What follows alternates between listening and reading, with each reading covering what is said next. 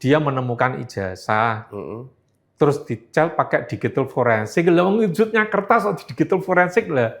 Istilahnya berarti forensik ya, Pak? Forensik. Pembuktiannya forensik. Iya. Kalau dia bilang asli, perguruan tinggi asli, mahasiswa mesti mengatakan asli. Tapi kebalikannya, seandainya memang betul palsu, kan paling yang tahu kan hanya anak-anak kampus itu. Artinya apa? Tidak membuat dia tercemar kemana-mana. Ngupload foto-foto di Facebook, sosmed yang lain dikurangi. Sekarang itu kan banyak sekali penipuan-penipuan, itu ya gara-gara kita sangat mudah sekali share ke sosmed. Wow.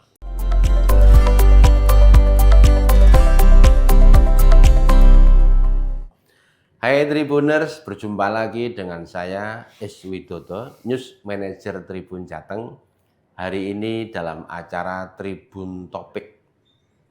Topik yang saat ini sedang hangat adalah tentang pelaporan dugaan ijazah palsu dan penelitian digital forensik.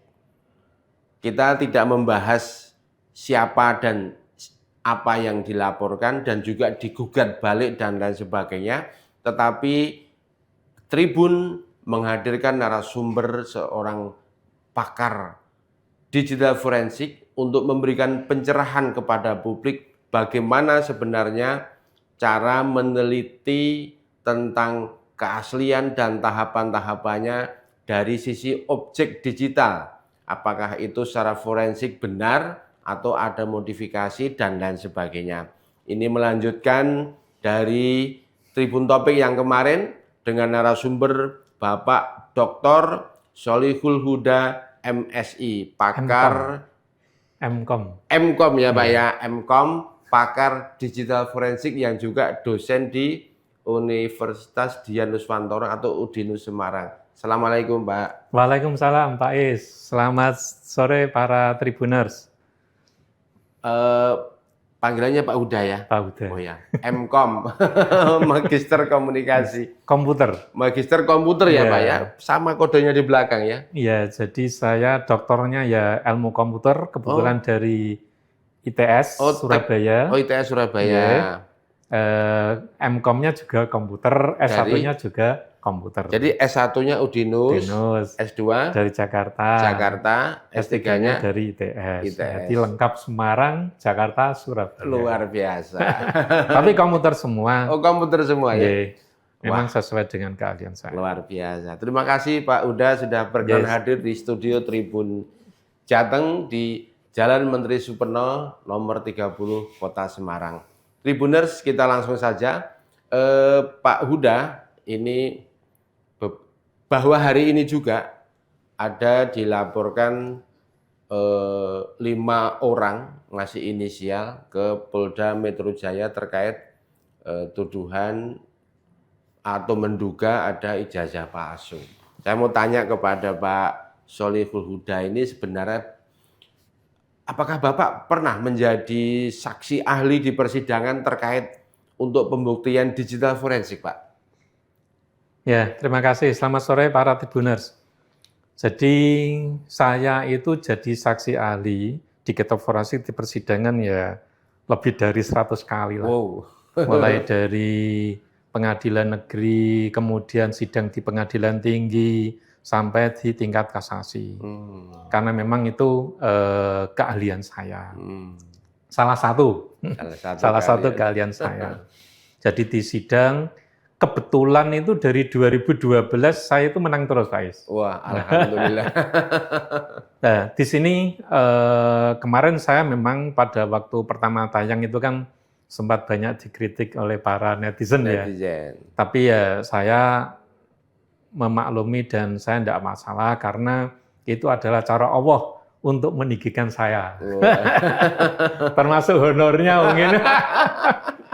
Ya. Luar biasa. Jadi saya selalu berpositif aja. Siap. Kemudian tadi yang ditanyakan oleh Pak Is tentang pengalaman saya memang dari 2012 itu sudah sering menjadi saksi ahli di pengadilan negeri sampai tingkat kasasi Dan itu sudah di mana-mana, Pak Is. Mulai dari Semarang, Jakarta, Surabaya, Lombok, dan seterusnya. Alhamdulillah.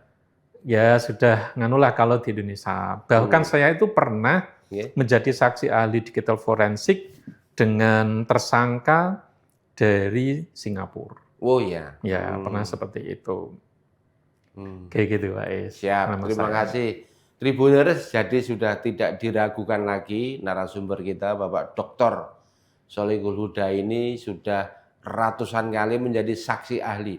Jadi bukan kemarin sore bicara forensik dan lain sebagainya. Baik, kita lanjutkan, Pak. Saya boleh sedikit tanya, Pak Huda. Kalau ketika di pengadilan, Bapak memberikan keterangan tentang keahlian Bapak, itu sebenarnya tahapan untuk meneliti digital forensik itu seperti apa, Pak? Ya, jadi begini, kalau saya sampaikan ya, misalkan saya pernah nangani, sebetulnya bukan ijazah palsu, tapi mirip. Karena di situ yang dipalsu adalah tanda tangan. Oh ya. Kan gitu, tanda tangan. Kemudian di sini kebetulan dokumen-dokumen yang ditandatangani itu berupa data digital. Maka minta tolong saya. Nah, di sini Pak Is, saya sampaikan dan para tribuners yang berbahagia bahwa sebetulnya kalau melihat sesuatu yang dianggap palsu atau apa-apa, itu yang boleh laporan kan cuma 2. Apalagi kalau misalkan ijazah, ini saya langsung ke mahkamah aja ya. Misalkan ijazah.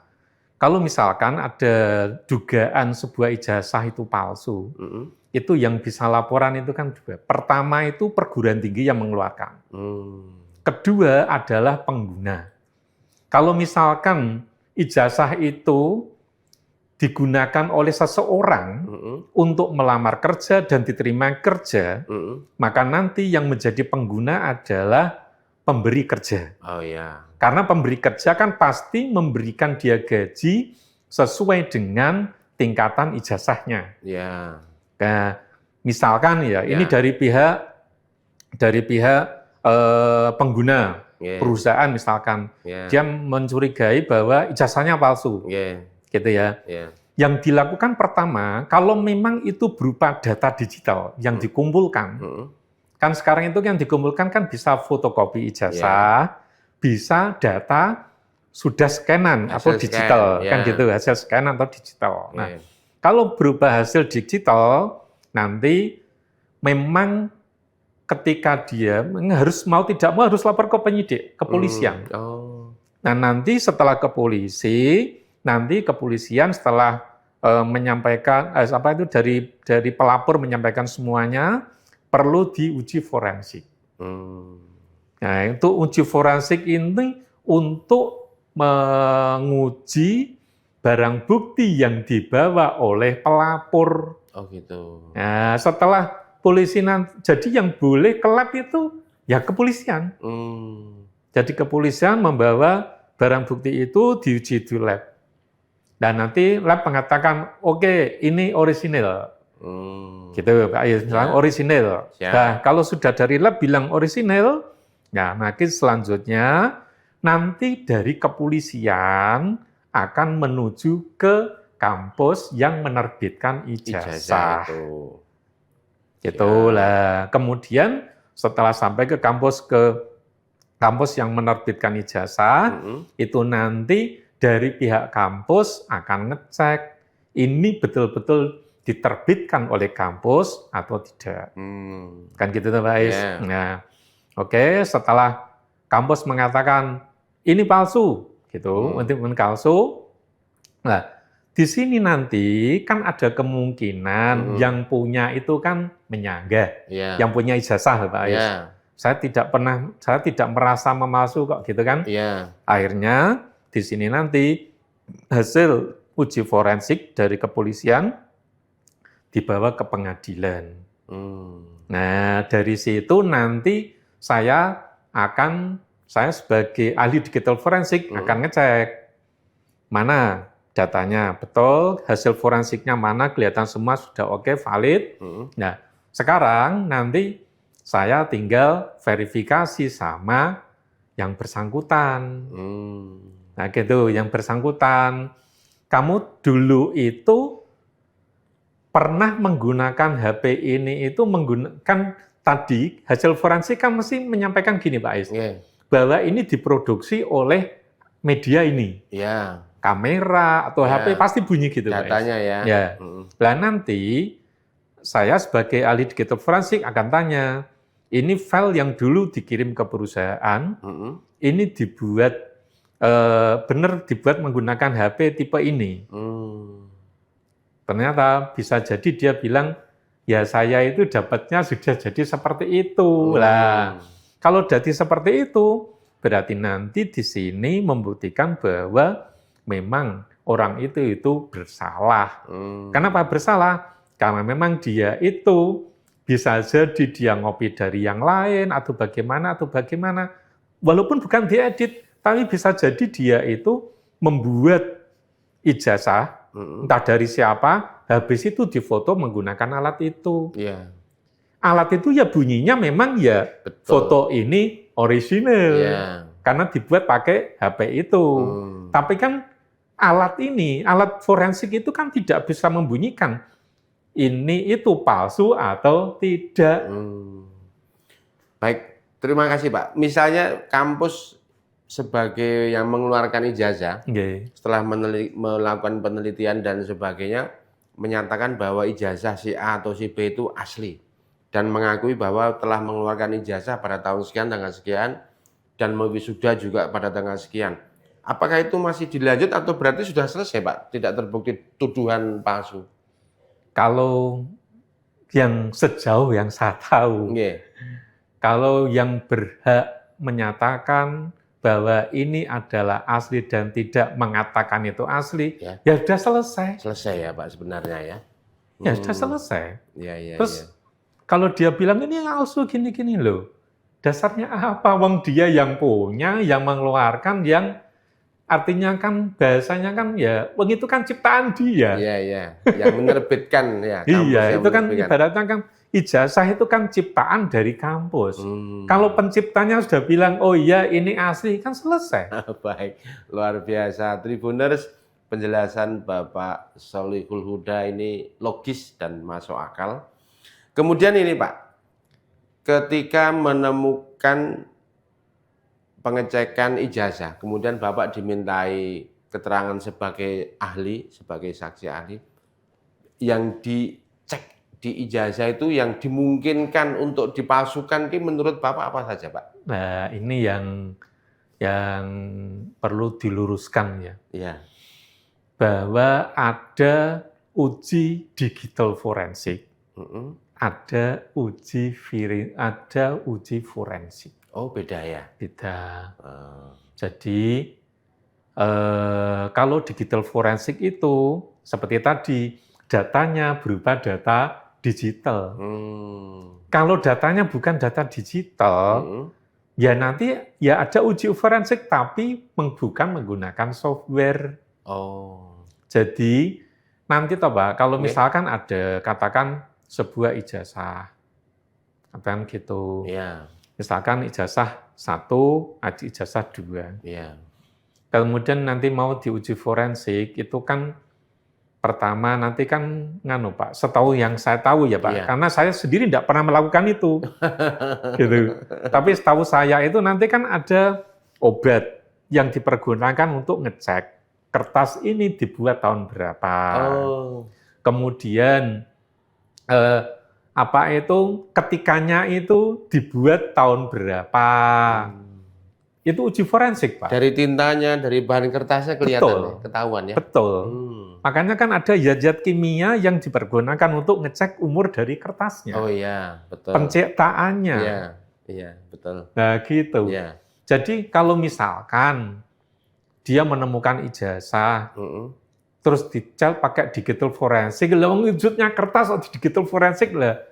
Istilahnya berarti forensik ya, Pak? Forensik. Pembuktiannya forensik. Iya, forensik. Jadi nanti dicek kertasnya, tahun berapa, jenis tintanya, tintanya. Nanti kan namanya kertas, semakin lama kan warnanya berubah, Pak. Betul. Iya.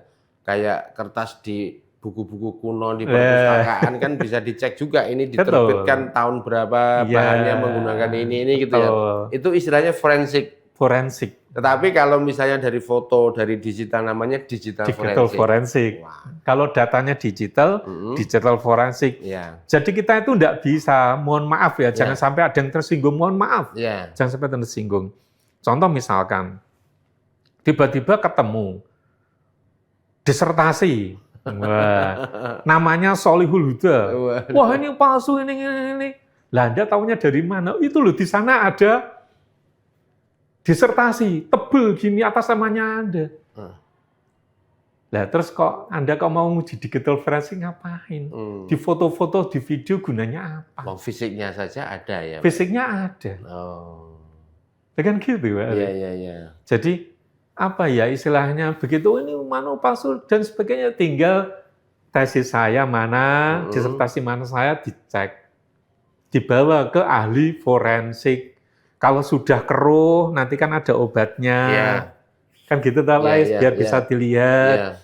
Oh ini tulisannya sudah agak tipis, nanti kan akan dicek. Oh iya ini karena buatan tahun sekian, tintanya menggunakan tinta jenis ini. Ada ilmunya di forensik ya? Iya. Dan itu pasti misalkan ya. Terus ada yang teman seangkatan saya, tesisnya, disertasinya juga ada. Loh ini beda, ini cetakannya beda, ini beda. Lah namanya printer. Nyetak pertama sama kedua aja belum tentu sama. Iya, betul. Apalagi disertasi saya tebal segini, saya nyetak 8, habis itu teman saya nyetak. Banyak tebel ya Pak ya. Ya artinya itu nanti ya Pak Ais tahu sendiri lah kalau yang namanya cetakan, yang namanya tinta ya, ketika head itu kan nyetak itu kan belum tentu sama toh Pak Ais. Kadang-kadang ada teman-temannya yang kosong, tebal tipis karena error atau apa, ada yang tebel, ada yang cuma kelihatan gini-gini toh. Kan gitu toh Pak. Kenapa? Karena itu ya istilahnya kan data analog yang berupa barang-barang. Jadi ini saya luruskan, mohon maaf, gitu. Mohon maaf. Jadi jangan terus nanti saya dimaki-maki lagi, wah ini goblok, ini goblok. Ya saya dikatain goblok tidak apa-apa. Sementara memang saya pintar kan sementara. Nanti kalau saya sudah tua atau sakit kan pintar saya hilang.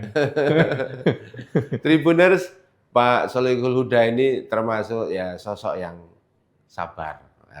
Tokoh akademisi yang luar biasa, menanggapi netizen yang komentarnya macam-macam dan lain sebagainya, itu kita beliau berlapang dada. Ya nggak apa-apa, namanya netizen ya seperti itu, nggak apa-apa. Yang penting kualitasnya sudah disampaikan tadi, sudah ratusan kali menjadi saksi ahli di pengadilan dari tingkat pengadilan negeri, pengadilan tinggi, pusat, sampai kasasi juga pernah dan selalu menang. Jadi terima kasih Pak Huda sudah berkenan hadir di Tribun dan memberikan penjelasan lagi lanjutan tentang digital forensik. Bapak, kami sebaiknya kepada masyarakat itu bagaimana supaya terhindar dokumen negaranya, miliknya, dokumen identitas pribadi dan sebagainya tidak disalahgunakan oleh netizen. Apa yang harus dihindari dan apa yang harus dilakukan bila sudah terjadi demikian? Ya, terima kasih Pak Ais. Ini kan dokumen negara kan seperti ijazah, SK, kan gitu ya Pak Ais ya. Jadi memang saya sampaikan ke masyarakat, ke Tribuners ya, kita punya foto biasa aja. Sebisa mungkin jangan sering-sering ngupload ke sosmed. Apalagi dokumen-dokumen seperti ijazah, KTP gitu ya Pak. KTP, KK. Karena apa? Karena contoh lah KTP KK itu yang paling bahaya kan di NIK sama NKK. Oh NKK, nomor induk itu ya. Nomor induk KK itu. KK ya. Karena untuk daftar KTP kan dasarnya itu. Daftar nomor telepon. Iya, pakai NIK. Sehingga nanti suatu saat kalau ada apa-apa pasti yang kena adalah Anda. Makanya data-data itu mulai sekarang dikurangi lah. Ya, siap. Ngupload foto-foto di Facebook, Sosmed. sosmed yang lain dikurangi. Sekarang itu kan banyak sekali penipuan-penipuan, itu ya gara-gara kita sangat mudah sekali share ke sosmed. Wah. Yang harus kita ingat ya, Iya. ketika kita sudah ngupload, memang betul kita itu bisa menghapus. Tapi belum tentu di server terhapus. Nah, Kita iya. tidak bisa ngecek. Ya sudah diambil-ambil kan nggak bisa sudah di luar kendali kita ya. Betul, Pak, ya? yang sudah kita upload itu tersimpan Iya. server sana. Otomatis kita hapus del, kan cuma tulisannya aja. Tapi kan aslinya bisa tersimpan sana. Makanya sekarang itu kan banyak yang nomor-nomornya yang dipalsukan kayak kemarin Pak Is juga kena ya. Iya, iya di telepon ya. Itu pasti gara-gara fotonya Pak Is tersebar di sosmed. Oh gitu ya Pak. Terutama Facebook. Oh, padahal pengen terkenal saya. Ya kan, tapi kan untuk menipu kayak gitu. Jadi dokumen sangat berhati-hati. Karena memang ya banyak sekali lah sekarang itu orang-orang yang memanfaatkan teknologi untuk mengambil keuntungan. Oh, ya. Itu. Jadi kemudian yang perlu saya sampaikan ke para Tribuners, terutama yang kemarin kurang puas dengan jawaban saya, Iya, Pak. yang katanya mutar.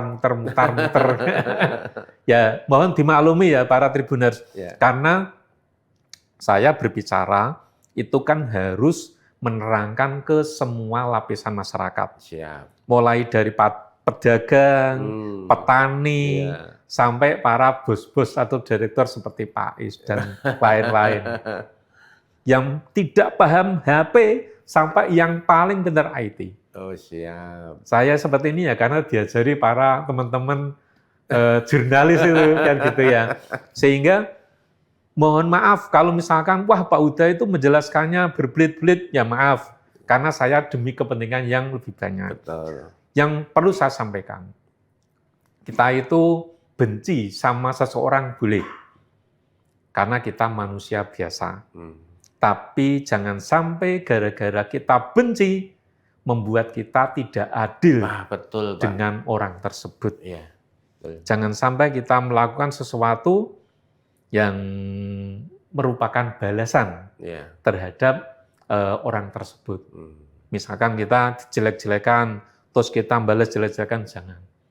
Kita tetap dalam keadaan apapun harus berlaku yang adil. Jangan sampai gara-gara kita benci, kita tidak suka, gara-gara kita marah, kita melakukan sesuatu yang melanggar hukum terhadap orang itu. Itu nasihat orang tua saya dulu. Siapa tahu itu juga bermanfaat bagi Tribunal. Luar biasa, terima kasih Pak Dr. Solehul Huda, MKom. Bahwa kita boleh suka nggak suka, disuka nggak disuka nggak apa-apa. Yang penting kita tetap adil dalam menilai sesuatu dan bersikap, dan dalam memberikan pengadilan harus tetap adil. Jadi tidak terpengaruh oleh like and dislike. Gitu kira-kira ya Pak? Saya tambah sedikit boleh Pak? Siap, ya. Pak. Saya tambah sedikit para Tribuners. Jadi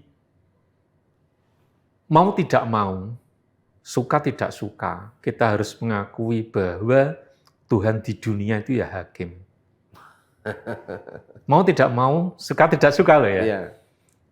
Wakil Tuhan di dunia adalah hakim. Sehingga kalau misalkan ada sesuatu yang membuat Anda dirugikan, pertama, lakukan jalur hukum.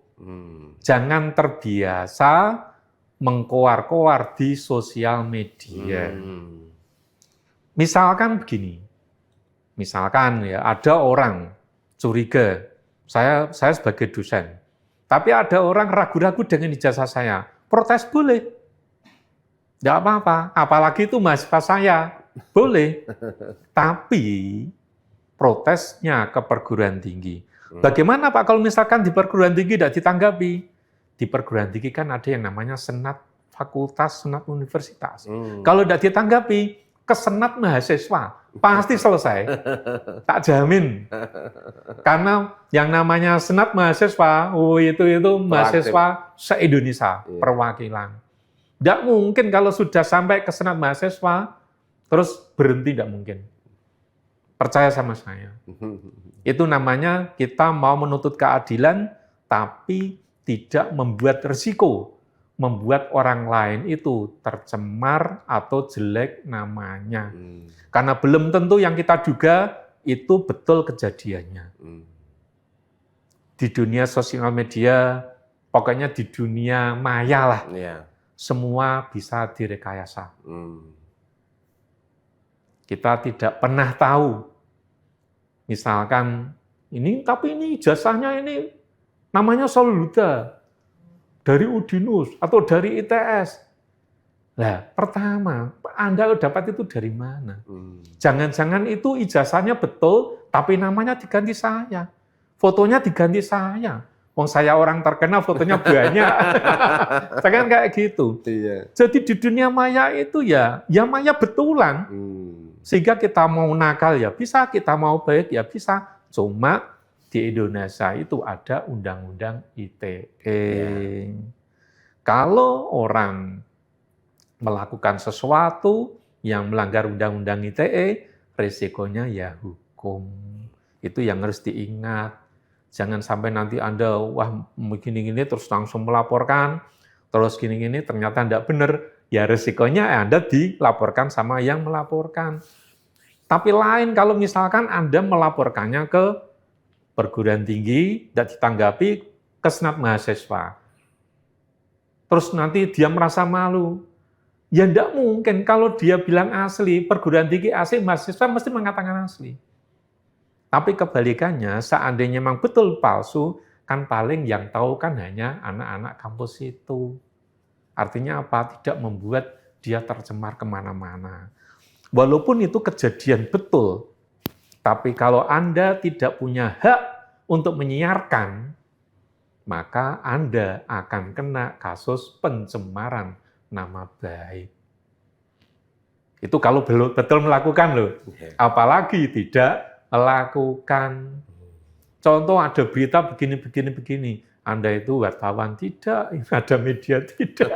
Terus Anda tampilkan di website Anda pribadi, Anda bisa dilaporkan. Kenapa? Anda melanggar undang-undang ITE karena tidak punya hak untuk menyampaikan itu. Gitu ya. Indonesia itu undang-undang ITE itu ketat sekali. Betul. Karena apa? Karena dulu banyak sekali orang didolimi gara-gara sosial media. Akhirnya keluar undang-undang ITE, bahkan dirubah sampai 3 kali. 2008 berubah menjadi 2016, sampai sekarang yang terbaru Undang-Undang Nomor 1 tahun 2024. Diperbarui itu ya karena apa? Ya karena trik-trik hacker-hacker, orang-orang nakal yang mencelakai orang, yang mengancam orang semakin banyak.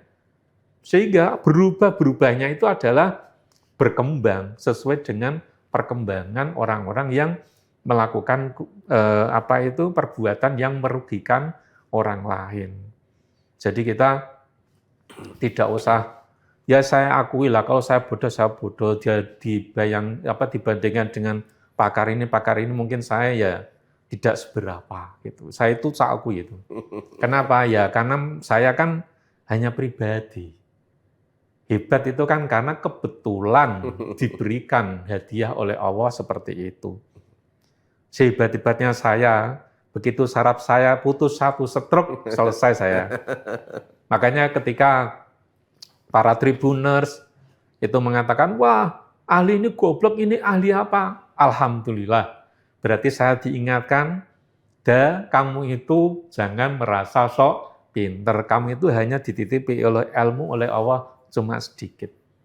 Itu sehingga nanti saya mohon habis dari sini, semuanya baik-baik semua.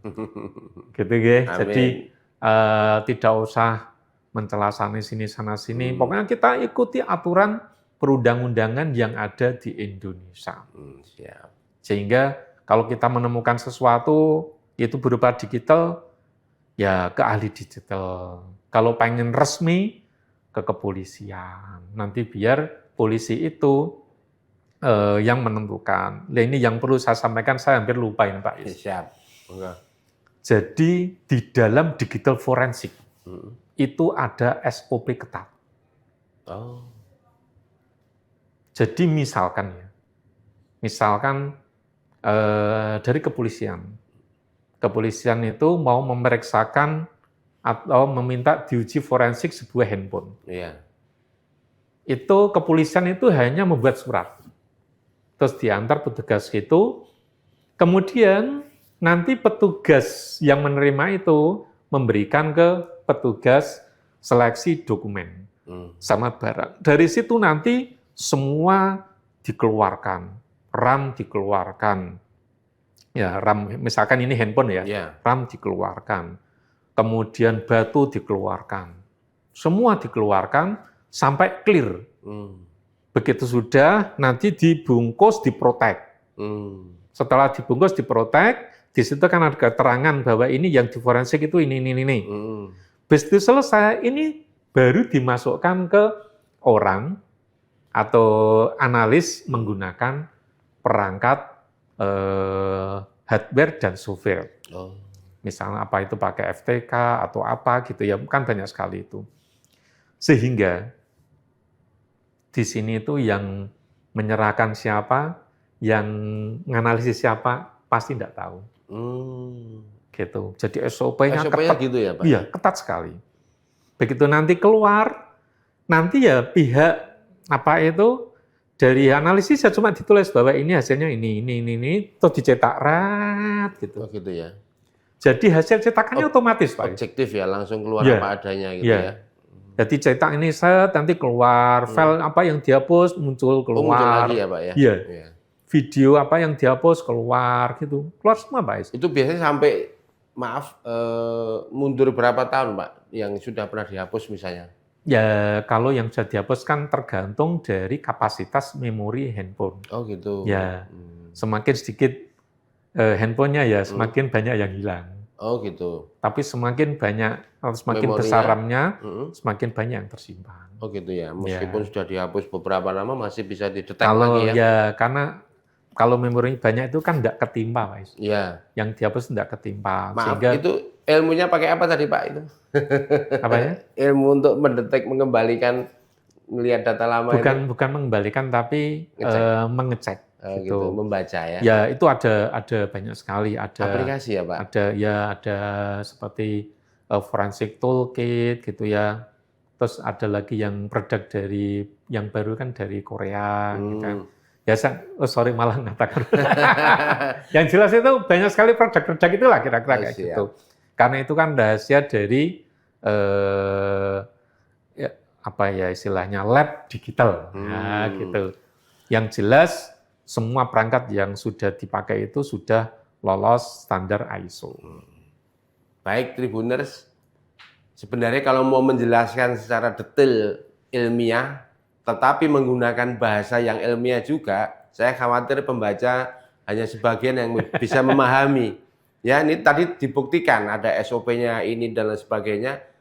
Pak Huda bisa, tetapi apakah pembaca paham? Kan kita tidak tahu. Ya, hanya sebagian netizen yang bisa memahami istilah-istilah dan pengetahuan-pengetahuan dalam hal digital forensik, dalam hal forensik, dalam hal SOP tadi.